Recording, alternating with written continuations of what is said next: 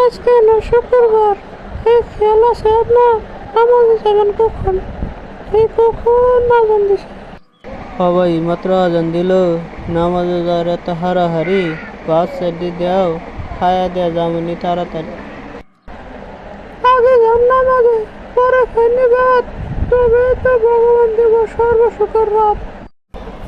আপনি যান দেহের কাছে, আইসেন দেহের আগে, মসজিদে কি যায় নামাজ পড়েন, আমার সন্দেহ লাগে। আজকে হইল শুক্রবার, 2 রাকাত নামাজ পড়তে আর কতই টাইম লাগে।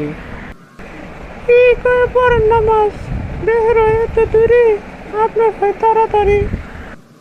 কি কুমু নামাজে, সব কয় হুজুরে, আমরা শুধু নামাজ শেষে আমিন আমিন কই। অবশ্যই বুঝলাম আমি, কি জন্যে যান দেহের কাছে আর আইসেন দেহের আগে।